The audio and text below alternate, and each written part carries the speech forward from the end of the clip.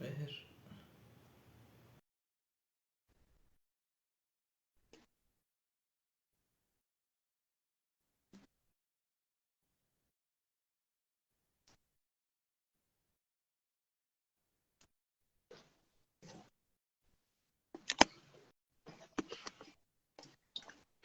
Ahí estamos. Hola Dani, buenas noches. ¿Qué hay, bro? ¿Cómo estás? ¿Ahí me Hola, hola. escuchas bien? A ver, listo, ¿ahí me escuchas bien? Ahí te escucho. No se va a caer esta cosa. A ver, espérame. Sí. Listo. Listo, Seguro ¿qué tal ya. Dani? ¿Cómo estás? Buenas noches. Eh, Buenas noches, gracias por la invitación, bro. Vientos, vientos, ¿tú qué tal? ¿Cómo te trata la vida? Todo bien, empezando el año, un poquito ya fuertes, pero, antes que nada, quisiera también agradecerte por aceptar la invitación. Sé que ahorita pues te veo muy ocupado con ponencias, con otros lives, con otras personas de gran experiencia. Muy buenas, por cierto, para la gente, pues vaya a verlos, ¿no? Mucha información demasiado valiosa al respecto. Pues sí, que tú y yo ahí andamos, sí, con la fortuna de tener igual este asunto de los lives.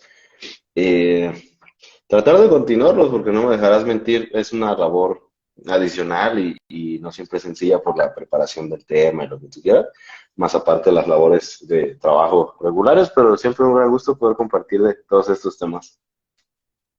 Así es, Dani. Y, bueno, sí, sobre todo más que nada por el tiempo de las dos personas, ¿no? Que a veces para complementarse y coincidir, a veces se complica un poquito. Y más cuando son personas de otro país, ¿no? Es un rollo. A mí lo que siempre me saca de onda es las zonas horarias. Me ha tocado ya de todo. Creo que fue el año pasado, a fines, en Australia con Martin Ruffalo. Híjole, es un día distinto también con Helms, es un día distinto, entonces como que empatar y todo ese rollo. Pero y bueno, gracias del oficio. Perdón por la tos, está dando un poquito malo de garganta, pero aquí tengo Ah, no te mi preocupes. tecito, aquí mi tecito para a ver que me ayude un poquito aquí la transmisión. Bueno, a lo que venimos, es un tema por demás conocido, pero no deja de ser importante, especialmente a lo mejor para las personas que no estén muy empapados en el tema del entrenamiento de fuerza, más que nada en su planeación, en su programación, pero sobre todo en la importancia que tiene programar bien el entrenamiento, ¿no? Y un tema que quería tocarte al principio es que noté que ya estás trabajando con Jorge Trejo, si no me equivoco, ¿sí? Entonces, ahí me llamó mucho la atención eso, que ahora mucho más pros, Ujú. competidores, se tomen un poquito más en serio esa parte, ¿no? Del programar bien, el estructurar bien el entrenamiento. Coméntame nomás un poco cómo se dio este paso para trabajar con Jorge en este caso. Claro, sí, con gusto. Y igual para tener como que los términos aquí aterrizados, nada más mencionar la diferencia pienso importante comentarlo, entre la programación y la periodización del entrenamiento de fuerza. Y es meramente cuestión de tiempo. Por ejemplo, ambas nos describen la manipulación de las variables del entrenamiento, volumen, intensidad, frecuencia, etcétera, para maximizar las adaptaciones al entrenamiento, que en este caso puede ser la hipertrofia, el crecimiento muscular. La diferencia entre programación y periodización sería meramente el lapso de tiempo. Todo lo que ocurre en un microciclo, una semana, ponle, eso le llamamos programación. Y lo que ocurre más allá, ya pudiéramos denominarlo como periodización, que últimamente es eso, es manipular las variables para maximizar adaptación. Y el tema de Jorge, fíjate que con él lo tuvimos de invitado hace algún tiempo, ya han sido dos ocasiones en el podcast de Jim Ratz, por cierto, próximas noticias respecto del podcast en unos cuantos días más, espero. Lo tuvimos como invitado y pues ya de ahí yo lo conocí. Fer fue el que lo conoció primeramente en persona, le presentó su proyecto de Hell Builders y de todo este rollo. Y pues nada, ya hicimos un episodio, ya como que empezamos a conversar de vez en cuando Jorge y yo, me preguntaba y se me hacía curioso justo por lo que comentas, porque pues IFBB Pro Y digo, basta con que veas sus fotografías y en donde ha competido, etcétera. Y de repente me mandaba fotografías de, oye, ¿qué piensas de mi entrenamiento? ¿Qué puedo hacer aquí? ¿Qué puedo hacer allá? Y de entrada es así como, no, pues gracias por considerarme, qué chingón, ¿no? Y ya fue hasta hace poquito, apenas llevamos un par de semanas trabajando juntos ya como tal en su entrenamiento. Y sí, justamente lo que comentas, Jorge es una persona a la cual yo le admiro mucho esa apertura, que a pesar de que ya, sí, ya es alguien experimentado, digamos que se detiene y se pone a analizar, a escuchar, ok, ¿qué tienen que decir estas personas? La evidencia, que eso es algo también raro en el medio, ya hablando de, pues no por decir IFBB, pero sí, IFBB, es raro hablar como que esa parte de evidence-based, cosa que él hace y tiene esa curiosidad continua que compartimos los dos. Y pues nada, no hay ninguna, ningún secreto a ocultar, no hay nada del otro mundo, es meramente conocer el contexto de Jorge, cuáles son sus necesidades, sus características antropométricas, sus prioridades, su contexto en tanto de más factores que pudieran generar estrés, tanto fisiológico como psicológico, y sobre eso partir, ir seleccionando qué ejercicios él puede implementar, que sí hay algunas consideraciones particulares de él, como de cualquier otra persona, pero sí es una experiencia pues, para mí bien valiosa, ya poder trabajar con alguien así que confíe en lo que estamos haciendo por acá. Exacto. A mí me llama mucho la atención esa parte porque, bueno, también veo los programas de Imran en YouTube. Gracias. Vi los capítulos con Jorge Trejo, el que está solo y el que está con Chris. ¿Qué, Si no me Ramírez equivoco. Toro?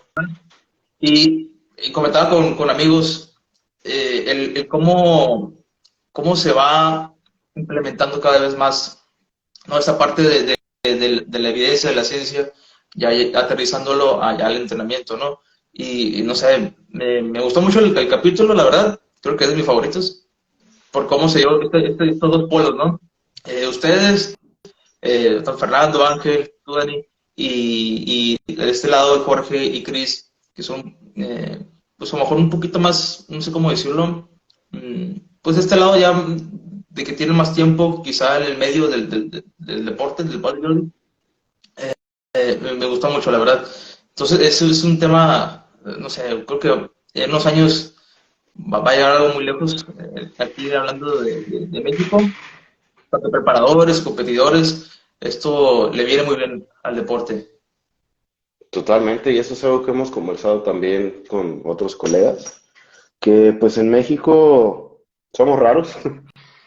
Tenemos como que esta idea de que en el extranjero está lo mejor y nosotros como que nos hacemos más chiquitos, pero es raro porque a la vez que eso sucede, aquí mismo entre nosotros en el medio, nada que no hayas visto, que no conozcas, es como que una guerra de egos, de ver quién es el mejor, los demás como que no saben, ya sabes, cosas de ese tipo, o esa lucha de ver el que sabe, pero a lo mejor no aplica, y como que tira a los demás, o como que hacer estas peleas ficticias, de que los entrenadores de libros, literalmente así lo he visto, entrenadores de libros, no tengo idea a qué se refieren, dame un segundo, no vaya a Claro. suceder, no vaya a suceder un accidente aquí con... Saluda, Roger, dile hola. Dile hola ¿Quién es? ¿Cómo se llama? a las amables personas que están conectadas y al compañero, por favor, Javier. Se llama Roger, Roger, anda aquí de la tos y no Roger. creo que me tire las cosas. Pero bueno, sí, justamente ese asunto que por un lado tenemos ese, me atrevería a llamarle complejo, con personas del medio internacional, y por el otro tenemos una lucha interna de egos. Y algo que de verdad le admiro mucho, retomando a Jorge y también a Fer Equiwa, es esa apertura, como que siempre estar constantemente aprendiendo, cuestionando, pero no desde la arrogancia, ¿sabes? Sino Sí, desde claro. la curiosidad genuina y desde querer aprender y mejorar nuestras prácticas. Que es fácil decirlo, no es por endulzar el oído, porque todos tenemos nuestros sesgos, todos tenemos nuestras mermas, incluido yo, pero sí al menos mantener esa apertura la considero pieza clave como para ver que todo esto crezca a largo plazo más allá de nosotros, más allá de una persona en particular. Claro, ¿no? Híjole, creo que nos va a llevar un buen tiempo sobrellevar esa situación, ¿no? De menospreciar quizá el trabajo de los preparadores mexicanos, entrenadores, nutriólogos, coaches en general. porque pues está más que evidente que calidad tanto de preparadores y de competidores la hay. Entonces, y ahorita está otra prueba, como el trabajar, Jorge, y tú, esa mancuerna, ¿no? Del entrenamiento, que, no sé, me imagino que va, y quisiera que ver ese trabajo ya en tarima, ¿no? A ver qué tal, qué pasa, Claro, ¿no? A mí me claro, emociona mucho, la verdad. híjole, pues a mí también, y no te miento, sí fue fue un cliente que me generó un poquito así como de más, llamémosle ansiedad, por como que esa necesidad de aplicar todo lo de que se habla, todo eso y aterrizarlo en un programa que se pueda entender, en un seguimiento que se pueda entender y que tenga sentido, no en en eso que te decía, en una lucha de egos, en ver, es que si se sabe o no se sabe, bla, bla, bla, sino más bien pues realmente aplicar todo lo que nos la pasa, me la paso hablando, publicando referencias, lo que tú quieras, y sí a largo plazo pues ver qué sucede y adaptarlo a las necesidades en este caso de él. Y sí, para mí también es como que es significativo por lo que comentas, porque ya es como que una alianza de a lo mejor bandos que parecerían ser contrarios, todo el evidence-based, la madre, Sí, y que el culturismo natural, la madre que no existe tal cosa. Es más como que la pelea imaginaria que tenemos en nuestras cabezas. sí. Y ahora abordando ya un poco más el tema y tocando el tema de Jorge, bajo el contexto, en este caso de Jorge Trejo, que es una persona con muchos años de experiencia entrenando, ¿cómo fue o qué diferencia tomas para la elaboración del entrenamiento? Por ejemplo, a esta persona que tiene muchos años, a otra que a lo mejor ya tiene experiencia, pero no tanto, hoy no a ese nivel como un competidor profesional. Básicamente, ¿cuáles son sus necesidades actuales? ¿Qué es lo que está persiguiendo él en su entrenamiento actualmente? Y si hay algunas consideraciones implicadas cuando hablamos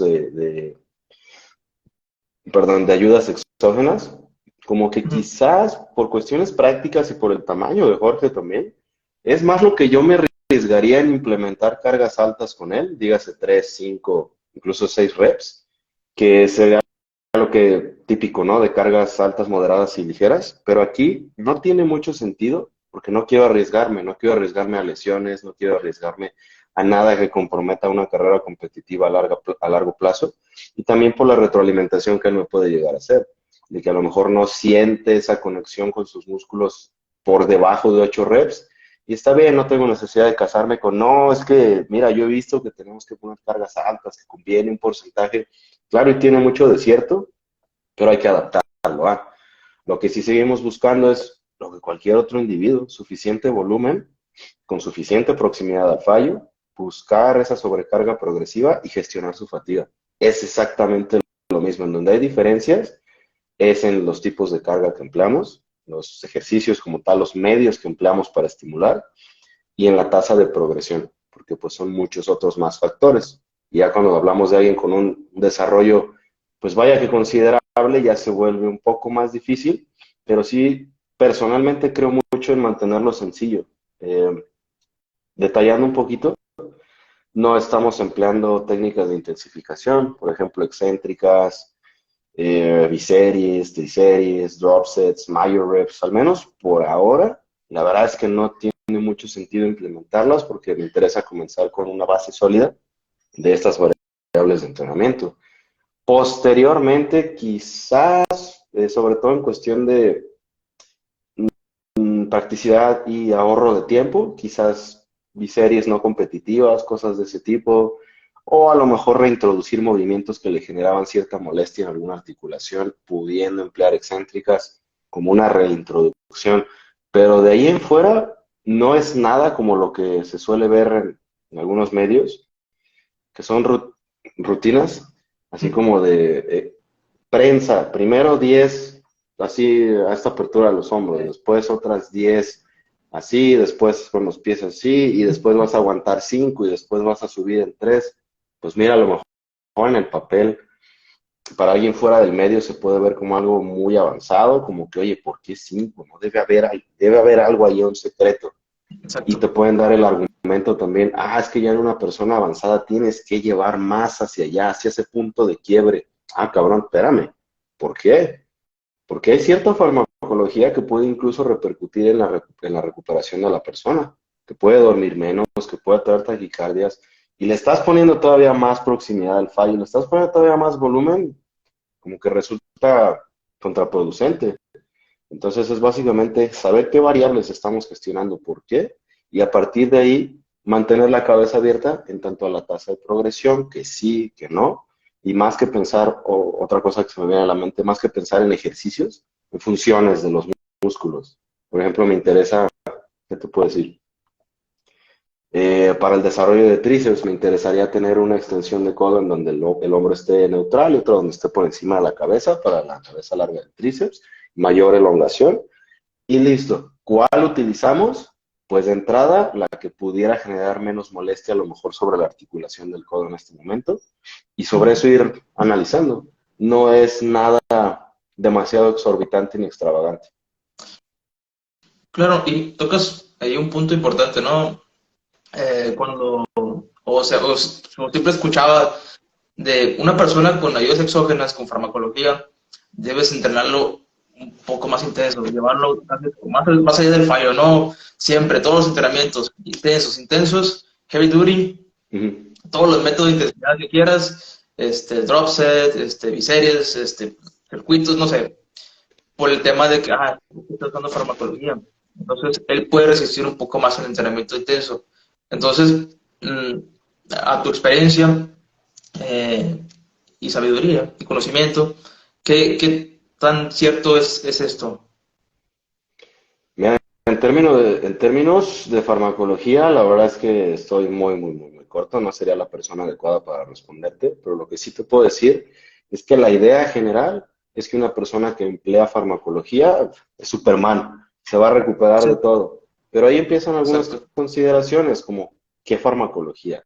¿Qué dosis? ¿Cuánto tiempo lleva expuesto? Vaya, cosas sencillas como ¿cómo se está empleando? ¿Es un Blast and Cruise? ¿Estamos con terapia de reemplazo? ¿En qué condiciones energéticas se encuentra? ¿Isocalórico, hipercalórico, hipocalórico? ¿Cómo está su estrés? Todo en conjunto.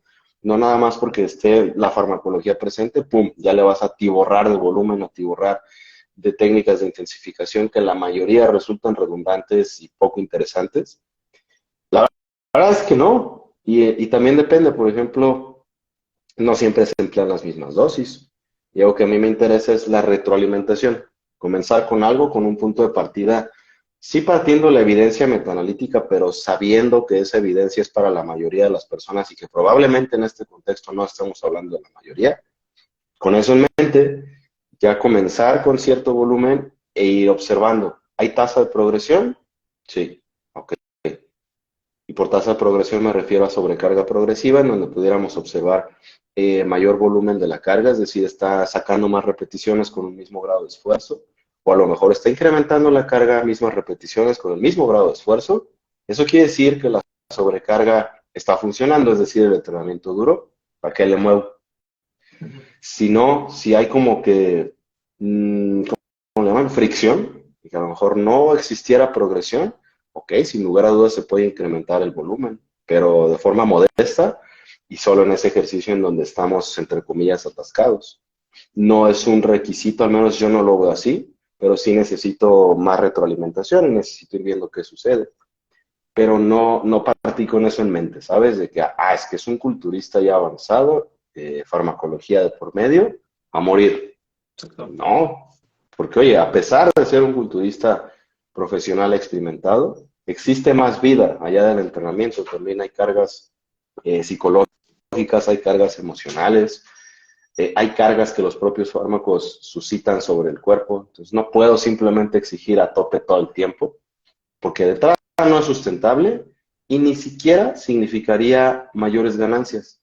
No es lo mismo fatigar que estimular. Y con cualquier ser humano lo que buscamos es estimular lo máximo posible mientras vamos gestionando la fatiga. Porque acumular fatiga facilita, hombre. Ahorita nos inventamos una locura de rutina, que como quieras llamarle.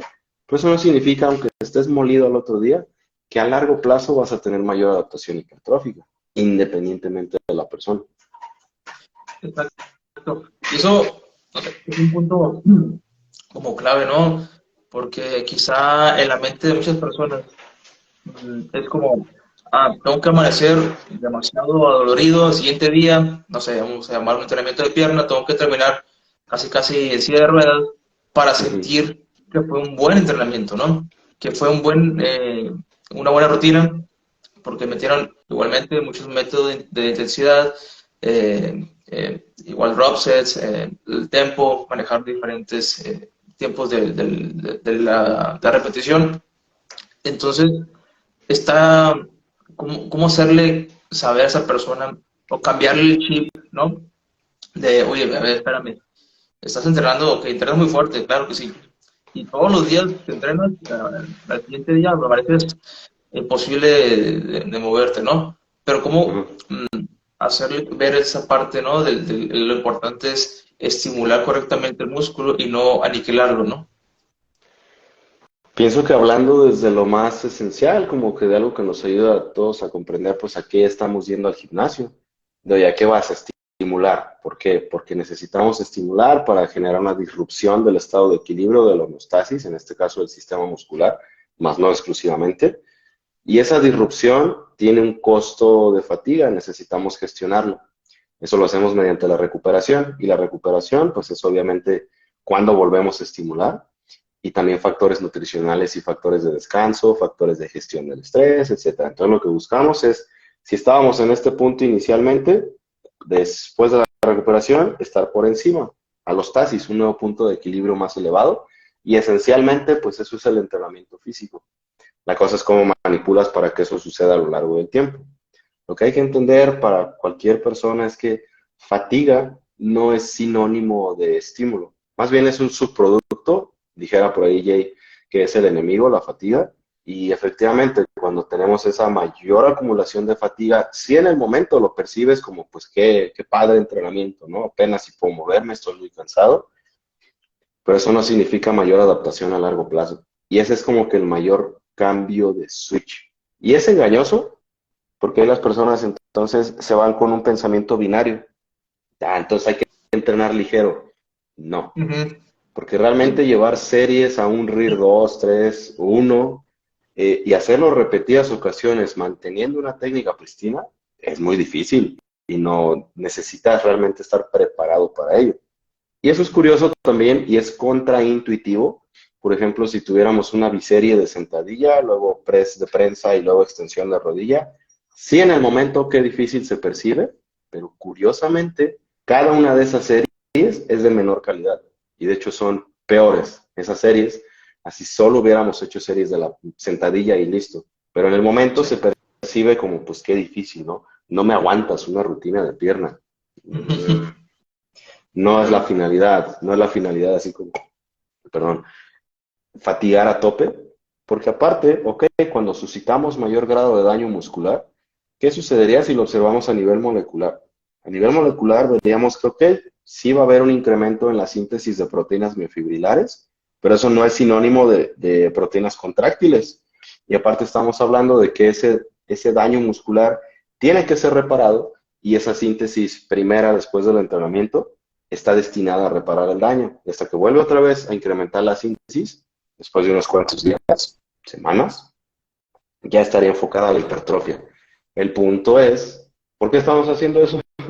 ¿Por qué estamos buscando primero daño y después ya hipertrofia? Y ahí es donde aquellos con un poquito más que estén más empapados en la literatura pudieran decirte, es que las células satélite, ¿no? Cuando hay mayor actividad de células satélite se relaciona con un mayor grado de daño y las células pudieran, estas células satélite, donando mionúcleos, contribuir a la hipertrofia. Mm, Más o menos, porque cuando vemos esa mayor activación de células satélite, mayor donación de mionúcleos, es cuando estamos hablando de reparación del daño. Probablemente exista cierta, ¿cómo decirlo? Contribución subsecuente a la hipertrofia, pero no es un mecanismo primario. A lo que voy con esto es que es de plano erróneo decir que vamos a buscar el daño como un mecanismo como tal y que deberíamos entonces buscar series que nos lleven todas al fallo, buscar excéntricas acentuadas para intencionalmente provocar más daño y con ello mayor activación de células satélite, no es el caso.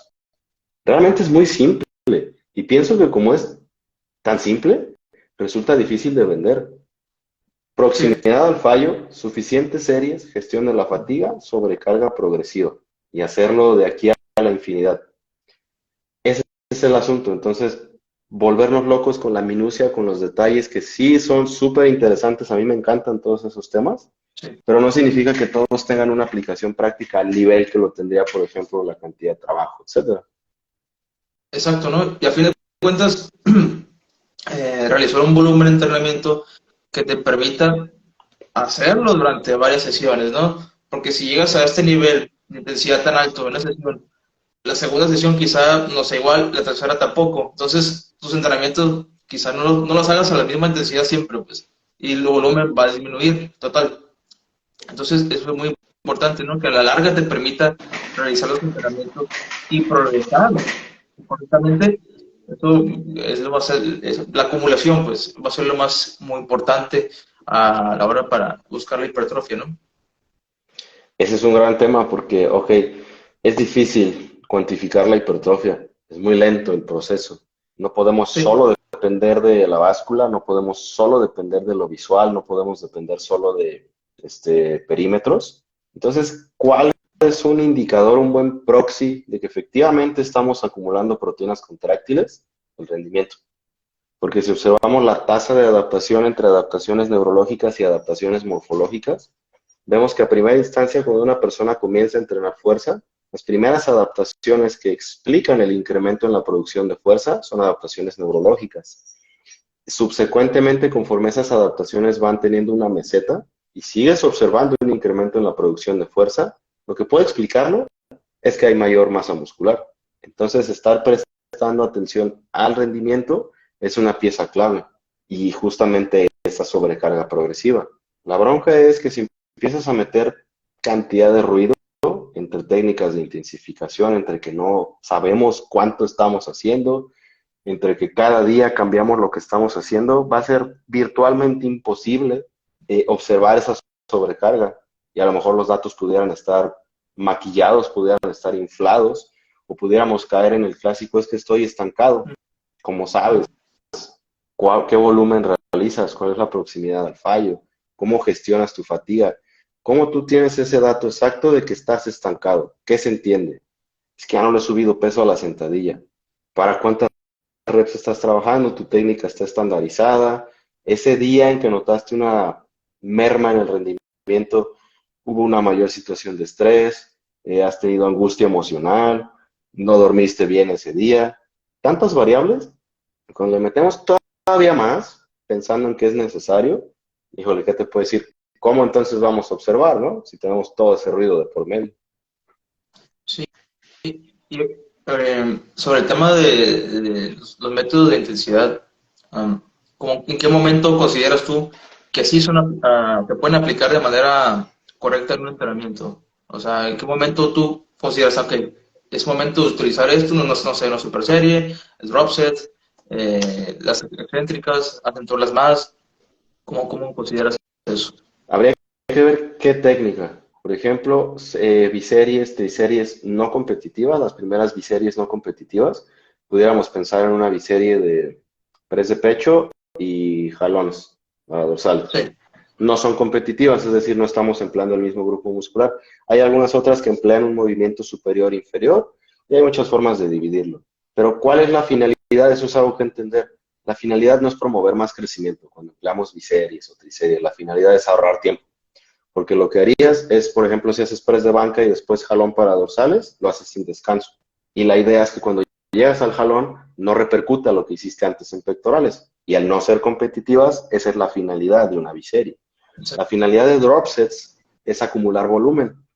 Me refiero, un drop set es, ok, llegar al fallo, inmediatamente sujetas una mancuerna a una barra más ligera y vuelves al fallo. Es una manera eficiente de acumular más repeticiones, más volumen de trabajo, más cantidad de trabajo. No es una manera de crecer más. Hay otras que pueden ser interesantes, que han sido también estudiadas, como por ejemplo las Major Reps, ¿quién las ha estudiado? Creo que Salvador Vargas Molina, por ahí de España, si no estoy equivocado, creo. Y todas tienen prácticamente esa misma finalidad, acumular más volumen, al menos esas. En el caso de biseries, es la eficiencia del tiempo. Ahí es donde las aplicaría. En el caso de las excéntricas acentuadas, esas son chistosas por todo este rollo del tiempo bajo tensión. Y creo que se puede ver aquí. Pues imagínate un press de hombro, un press militar. Intencionalmente sería hacerlo más lento, más lento, más lento, pero eso es de forma intencional. Para lograr eso, ¿qué es lo primero que va a suceder con la carga externa? Probablemente tengo que hacerlo más ligero para poder ir más lento de forma intencional. Ese énfasis excéntrico pudiera ocasionar un mayor grado de daño muscular y pudiera comprometer sesiones subsecuentes. Y algo que también se observa es que cuando las haces tan lentas, ¿qué sucede con el número de repeticiones totales? Haces menos. Y si hay más dolor, haces menos series. Entonces lo que estamos haciendo realmente con una excéntrica acentuada es disminuir la carga, es hacer menos series, es hacer menos repeticiones y ocasionar más daño. Dime en dónde está la ventaja de eso. Para hipertrofia, ninguna. Pero no todo es blanco y negro. Por excéntrica también podemos entender controla tu gesto. No necesariamente cuenta 5 segundos, sino simplemente descender, porque sí sabemos que longitudes musculares largas pueden traducirse en mayor hipertrofia. Es decir, esa porción en donde el músculo está estirado. Eso es muy importante para el crecimiento muscular. Y tener conciencia de ello, pensando quizás en excéntricas, no como una estrategia superior, sino simplemente pensar en elongar el músculo, sí es interesante, sin lugar a dudas. Pero ya cuando empiezas a contar y tienes que sacrificar los kilos en la barra, menos series, menos reps, más daño, sí, olvídate. Hasta donde yo sé, en donde pueden tener interés o aplicación, es en la rehabilitación de lesiones. Por ejemplo, para regresar a un movimiento que te generaba algún grado de dolor, molestia, pueden ser interesantes, sin lugar a dudas. Pero al menos para el crecimiento muscular, no. Porque hay estudios en donde incluso se observa que es inferior. De hecho, hay un metaanálisis por ahí de Schoenfeld, no recuerdo el año, en donde excéntricas de hasta 10 segundos resultan en menos crecimiento. Y es donde la gente te va a hablar del tiempo bajo tensión, del TUT, Time Under Tension. Y es que el tiempo bajo tensión que realmente importa es cuando estás próximo al fallo. Cuando es lento, no porque tú quieres que sea lento, sino porque ya no puedes. Eso sí que es una tensión altísima. Y para llegar a eso necesitamos suficiente proximidad al fallo. Que últimamente la gran mayoría de estrategias o técnicas avanzadas no son interesantes, tío, no son útiles, son redundantes. Por ejemplo, biseries competitivas de hacer curl de bíceps con mancuerna y luego con barra, ambos con el hombro neutral. Es la misma cosa, solo estás cambiando el implemento. ¿Cuál es el sentido de hacer eso? Ah, ok, entonces digamos que vas a cambiar curl de bíceps alternado con mancuerna, con el hombro neutral y después lo vas a hacer con el hombro en flexión. Ok, pues todavía no, pero aún así puede que disminuyas el rendimiento en el segundo movimiento, porque a lo mejor separarlos, ¿sabes? Exacto. Como que termina siendo querer sobrecomplicar las cosas, que entiendo por qué, porque sí el entrenamiento efectivo puede ser aburrido, a menos que te guste y vayas llevando tus registros, bla, bla, bla, eso puede generar cierto placer en el entrenamiento. Pero como tal, para un asistente promedio del gimnasio, sí entiendo que puede ser aburrido, desde luego. Pero ahí es donde tenemos que preguntarnos, ¿qué tanto componente de diversión busco en mi entrenamiento y qué tanto componente de adaptación? Quizás Sí. ahí, en ese componente de variedad, de divertirte un poco, no veo por qué no intentar algunas. No es que sean el fin del mundo, pero sí hacerlo de forma estratégica para que no merme tu adaptación. Exacto, ¿no? Y como se ve como en papel, ¿no? Se ve como series lineales, no sé, 3x10, sentadilla, 4 series no sé, 8, un ejemplo, ¿no? Y la gente es como, pues qué aburrido, aquí no veo una biserie, una triserie, un circuito, no veo, o sea, algún otro método. Bueno, entonces, para la persona promedio, ¿no? Que quizá su objetivo no es tan específico como a un competidor, pero sí pasa mucho, ¿no? Que se vuelve como un poco aburrido, tedioso, inclusive seguir un programa de entrenamiento, porque siempre hacen casi lo mismo durante ciertas semanas, mientras ellos están acostumbrados a cambiar ejercicios semanalmente. Entonces, como que educarlos de esa forma cuesta trabajo, pero cuando llegan los resultados es como que, ok, es cierto, no es tan complicado como parece, ¿no? Totalmente, y ese es otro punto, la selección de ejercicios que comentas, que no es lo mismo randomizar ejercicios, hacerlos de forma aleatoria, a una variación estratégica. Un ejemplo que me gusta mucho para ese tema es isquiosurales. ¿Qué hacen los isquiosurales? Pues extienden la cadera y flexionan la rodilla. ¿Qué movimiento tienes que extiende la cadera? Pues un peso muerto rumano. Check. ¿Qué movimientos tienes que flexionan la rodilla? Pues ahí sí tienes más opciones. Pudiéramos hablar del curl isquiosurales sentado y acostado. ¿Cuál es la diferencia entre uno y otro? La posición de la cadera. ¿Qué observas cuando la cadera está flexionada en el curl isquiosurales sentado? Que hay una mayor elongación. Los isquiosurales se estiran más. Hay una longitud muscular más larga. Eso es beneficioso para la hipertrofia. O sea, que si no tuviéramos o tuviéramos que elegir hacia fuerza por algún motivo, probablemente con esos dos tengas. Pero también de forma estratégica puedes incluir el curl isquiosurales acostado, porque sí, aunque hay una menor longitud muscular, pudieras incidir, perdón, en un musculito que, déjame acuerdo. Uh-huh. Exactamente, el sartorio. Puedes incidir en ese pequeño musculito cuando la cadera está extendida. ¿Y para quién puede ser importante? Pues para un culturista que necesita tener el máximo desarrollo en todos lados. Esa es variación estratégica de ejercicios. En el caso, por ejemplo, ¿qué te gusta? Pues de bíceps. ¿Cuál sería una variación estratégica? Por lo menos tres.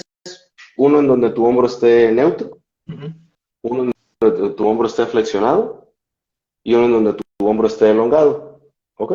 Listo. Con eso puedes seleccionar movimientos. Pensemos, ¿qué pasa cuando el hombro está extendido? Ok, pues vas a tener una mayor longitud muscular. De nuevo tan solo inténtalo, va a estar súper estirado tu bíceps. Si le quieres echar más crema a los tacos, pudieras entonces quizás intentar con rangos de movimiento parciales, pero aquí, cuando el músculo está elongado, cuando hay una longitud muscular largo, ahí sería interesante un rango parcial. Por ejemplo, un curl Bayesian o el curl inclinado, con banco inclinado, estando todo acostado. Y ahora cuando pensamos en movimientos con el hombro en flexión, parciales probablemente no sean tan interesantes por esta cuestión de la longitud muscular larga, pero sí tener un movimiento aquí. Y listo. Lo que no sería interesante es pensar, voy a hacer curl con mancuerna, con barra y polea, pero todos con el hombro en la misma posición. Sí. Después voy a emplear, por ejemplo, lo que he llegado a ver mucho, igual no de bíceps, pero lo he visto estas últimas semanas. Por ejemplo, en la elevación lateral, dejar tu brazo aquí y con el otro hacer repeticiones. Sí. Entiendo que te va a doler, entiendo que te vas a cansar, pero ¿no sería más interesante colocar una polea por debajo, que tu brazo quede frente a ti para que tengas una mayor longitud muscular y hacer una elevación en el plano escapular? Pienso que sería más interesante a emplear mancuernas y estar haciendo esto, que en el momento claro que va a doler, estoy totalmente de acuerdo, pero si quisiéramos hacer como que esos pequeños arreglos, ajustes, pudiéramos hacerlo de mejor manera. Y a fin de cuentas, tampoco es nada del otro mundo, simplemente estamos, ok, ¿qué hace ese músculo? ¿Qué variables podemos modificar para como que recibir mayor estímulo? Y se acabó la historia. Y eso por sí solo puede ya ser un factor como de novedad o de diversión, esos pequeños ajustes. Exacto, ¿no? Se trata de optimizar tu entrenamiento, ¿no? Al fin y al cabo, eso es lo que todos deberíamos buscar. Y esto me recordó a un video de Alan sobre un peso muerto, que hacen la biserie, ¿no? Peso muerto romano con barra, y inmediatamente hacen con mancuerna, como si fuera algo distinto, pero solo cambias el accesorio, pues cambia la barra por la mancuerna. O sea, Y aún así estás hablando de una carga gravitacional, tanto barras como mancuernas pues van para abajo. Vamos que la gravedad exacto. haya cambiado, pero Sí, no, mira, sí, igual. exacto. O sea, pero lo veo mucho en redes sociales, ¿no? Los videos de las chicas haciendo glúteo, se ve mucho esto, peso muerto con barra, peso muerto con mancuernas, peso muerto en polea, y todo en un entrenamiento. Ok, se ve bonito, claro que se ve bonito, pero pues a la gente que quizá no esté tan empapada en el tema y dice, claro, me voy a ir con esa persona porque mira los glúteos que tiene, y también quiero estar como él. Muchas personas, incluido yo en su momento y probablemente todavía en algunos tarde en nuestro entrenamiento y no por nuestro Se trabó un entrenamiento. poquito. Me dices ya, Ya, ya quedó. allá se ve. Ya listo. Vale, te comentaba que muchas veces algunas personas tenemos resultados a pesar del entrenamiento, a pesar de tus prácticas de entrenamiento, no gracias a las prácticas de entrenamiento, como en eso que comentas del curl isquiosurales con todos los implementos. También considerando que al menos teóricamente existe un umbral del volumen efectivo no solo por semana, sino por sesión, donde la evidencia metaanalítica de Krieger nos habla de alrededor de 6 a 8 series efectivas próximas al fallo por sesión. Y eso con tiempos de descanso de 2 minutos o más. Entonces, ¿puedes entender de alguna manera cómo estas personas logran tanto volumen? Porque es Sí. volumen chatarra, porque descansa un poco entre series. Y ok, al menos eso te explica pues, cómo aguantan, ¿no? Porque es volumen, no quiero sonar muy como juicioso, pero es volumen mediocre, que no es realmente estimulante Sí, y tampoco va a significar mayor adaptación a largo plazo. A eso suman el factor redes sociales, que es algo que comentamos mucho en el podcast, sí.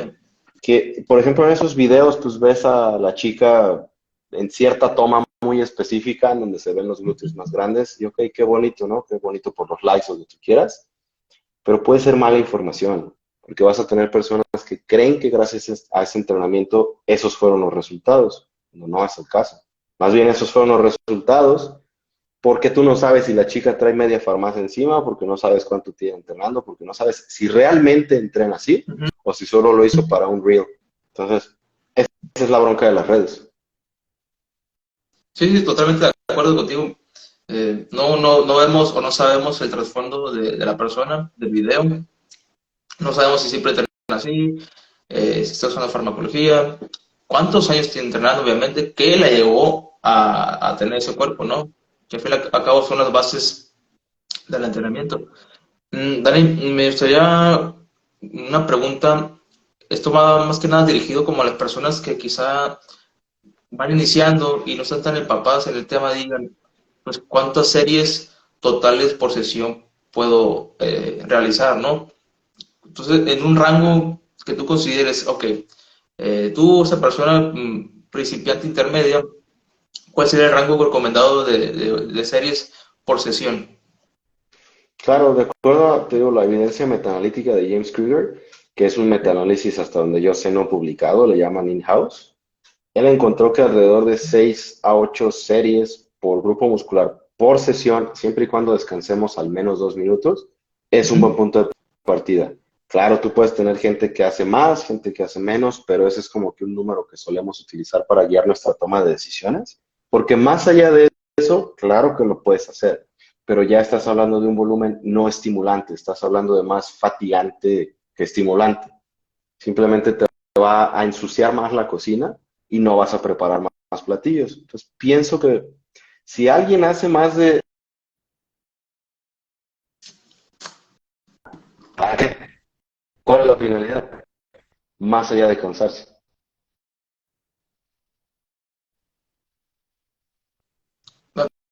¿Puedes repetir esa parte última? Es que se trabó un poquito la transmisión. Claro, ¿desde dónde? ¿Dónde nos trabamos? Del volumen, de que no era tan. El volumen basura, por así decirlo. Vale, sí, Que de se hecho es trabó. que así le llaman junk volume, no creas que me lo estoy inventando. Ya, por ejemplo, si hablamos de alguien que hace más de 8 o 10 series para un mismo músculo en una misma sesión, sí resulta ya redundante, porque ya es más la fatiga que estás acumulando que el propio estímulo. Entonces la pregunta es, ¿para qué estamos haciendo ese volumen? Un ejemplo que pongo es, imagínate que vas al Oxxo, que casi no hay en México, vas al Oxxo, llevas tus Doritos, tus chocorroles, y ya te cobran, no sé cuánto fueron, 30, 40 pesos, y pagas 100, les dices, quédese el cambio. No estás obteniendo más, pero estás pagando más. La pregunta es, ¿para qué?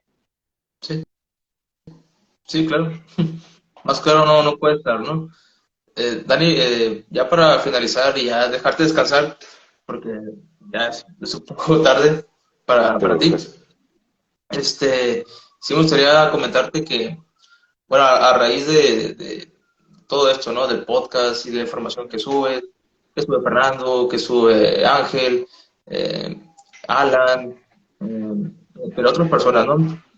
El doctor Juan Cerezano, Claro. también. Un gran saludo si lo llega a ver. Eh, pues no sé, me regresaron como que esta cosquillita del entrenamiento porque lo había dejado un poquito atrás. Entonces, a ustedes sí, realmente aprovecho el espacio para agradecerte como que ese interés un poco más de indagar un poco más en el entrenamiento de fuerza. Entonces, aprovecho el espacio para agradecerte también por toda la información, por todo lo que aportas en redes sociales, en el podcast, en las ponencias también, ponencias presenciales y en línea, ¿no? No, hombre, nada que agradecer, más bien a ti por la atención, por como que seguir esta hilera de personajes que tratamos de compartir, por la invitación aquí en tu espacio, un gustazo a las personas que nos acompañaron esta noche. Y pues sí, buscar eso, independientemente de que sea yo, sea el podcast, sea quien sea, como que sí dejar esa espinita justamente de cuestionar, pero no desde la arrogancia, sino como que esta finalidad de mejorar nuestra práctica y últimamente aportar un poquito algo más allá que nuestra propia persona, nuestro propio nombre. Así que pues al contrario, gracias a ti por considerarme y un gustazo cuando gustes. No, gracias a ti, Daniel, por tu tiempo, por el espacio y estamos al pendiente ahí para a ver lo que aparece, ¿no? El podcast, a ver las noticias nuevas que aparezcan. Próximamente, próximamente, pero aquí seguimos, ¿eh? No creo que ya murió el podcast, no, está más vivito que nunca. Muy bien. Entonces, por mi parte es todo. Muchas gracias, Dani. Que pases buena noche. A ti, Javier, gracias por la invitación, cuídate mucho. Nos vemos. Gracias.